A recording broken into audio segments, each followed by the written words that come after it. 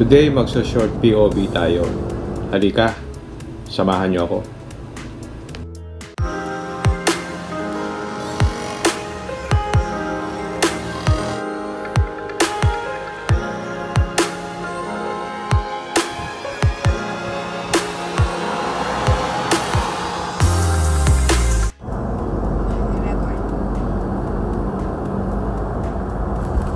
We're now on our way to Tagaytay. We will test yung driving dynamics nito kasi we have not used this for a while. So, tingnan natin how it performs sa long drive with a family. Before we go, we have to check yung tire pressure. Ang tire pressure nito is normally 30 PSI lang ang ginagamit ko. Kasi pagka nag-32 medyo matigas. So because we are on 280s, kailangan nasa 30 lang ako. So punta tayo dito sa Shell. Papahangin tayo. Alright. I'll try to compare yung driving dynamics niya dito sa previous car ko, yung Nissan Terra. Okay.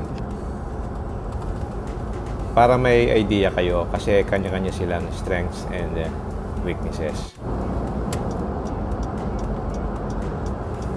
First, let's compare the braking system. This one is front and rear disc brake. So it's much better than the Nissan Terra, which has a rear drum brake. Yung Terra kasi is parang spongy yung feeling mo ng brake, no? This one is more firm. Parang mas stronger yung braking power niya. In terms of suspension naman, mas gusto ko yung feel nung Nissan Terra.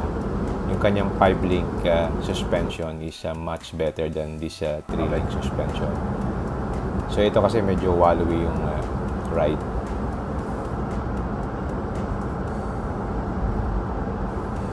Sa engine naman, mas refine ito than the Nissan Terra.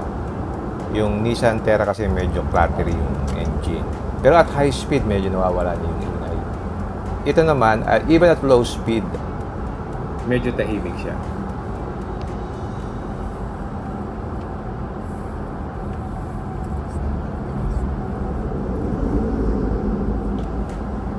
Using the manual mode naman, parang nag-jerk yung sa Nissan Terra. This one, when you use the manual mode, very smooth siya.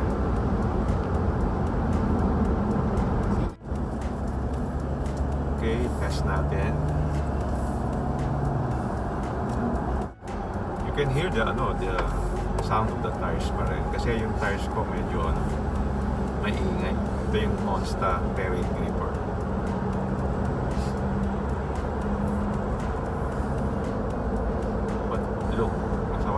Agad ako. Pag nga pala napudpud ang gulong nito, bala kong palitan ng Falken na Wild Peak o kaya yung Nito Terra Grappler. Most likely, palitan mo ng 275/55 para mas makapal siya. Tingnan ko kung mag-iiba yung ride. At 1,500 RPM sa mga 100 kph. Siya nga pala, sa mga hindi pa nakaka-subscribe, please hit the subscribe button and ring that bell so that you will be notified in my next vlog. I'll try to be informative as possible. By the way, this is wrapped by X-Film, yung blue-green shade. So today is sunny pero yung heat rejection niya maganda. Very clear.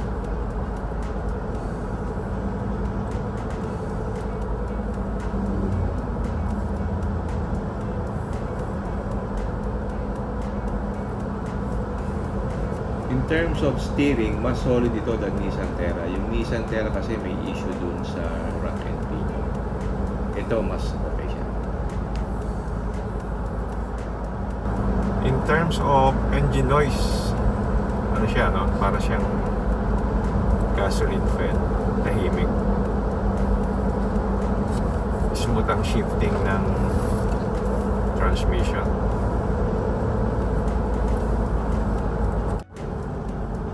napansin ko din, very responsive yung transmission niya, no? Hindi siya nakahanap ng shifting, ng up and down. So because this one is 8 speed, so maganda yung pairing ng transmission with the engine.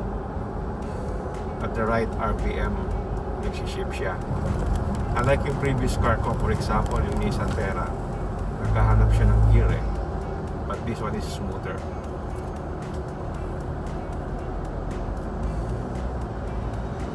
Doon sa comfort naman ng seats, mas gusto ko yung Nissan Terra. Ang ganda ng kanyang zero gravity seats. Kasi meron pa siyang lumbar support. Tapos perforated yung seat. Kaya kahit mabilad siya sa araw, parang hindi siya masyadong nag-iinit. Kaya sa long drive, very comfortable yung Nissan Terra. Hindi ako napapagod, especially yung likod ko is fully supported.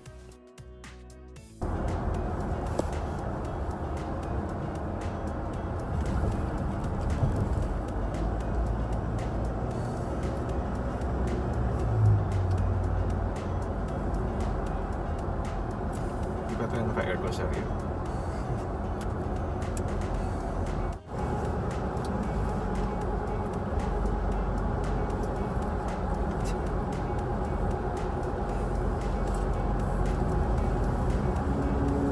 We're now in Kaon ka?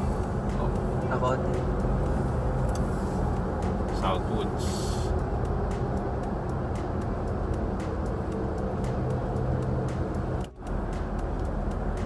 For me, napansin ko lang, masyadong malambot yung suspension niya. So, minsan pag nalulubak ka, medyo wallowy siya. Pero depende na rin sa'yo, sa akin lang naman yun. Yung composition ng kanyang suspension, parang nalalambutan ako. So, it has to be a little firmer. Compared dun sa Terra, tingin ko mas composed yung Terra, no? Hindi siya too soft, hindi naman siya too hard. So especially at high speed, parang ang ganda ng kapit niya sa daan. But that's only me.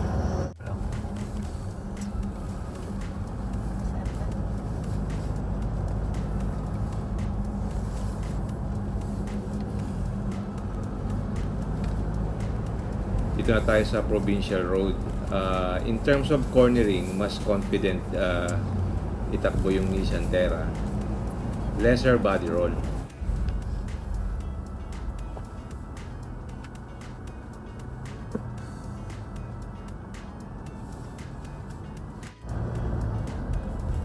Yun pala yung Calax Expressway.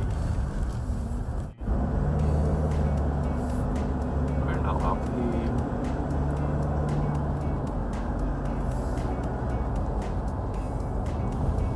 Yung steering wheel nga niya pala is thicker than Nissan Terra, kaya mas maganda yung grip. In terms of design, mas maganda rin itong steering wheel itong Montero.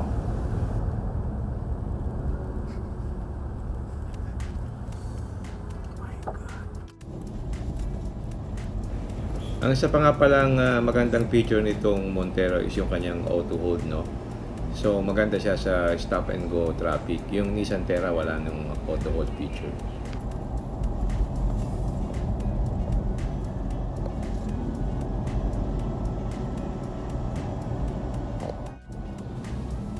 Another good thing about Montero Sport is yung kanyang visibility from the inside.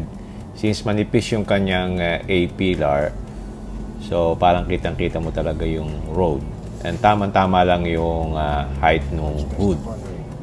So maganda yung kanyang visibility. Especially now that my windshield is clear yung kanyang tint, yung X-film ceramic tint. Much more na kitang-kita mo yung daan.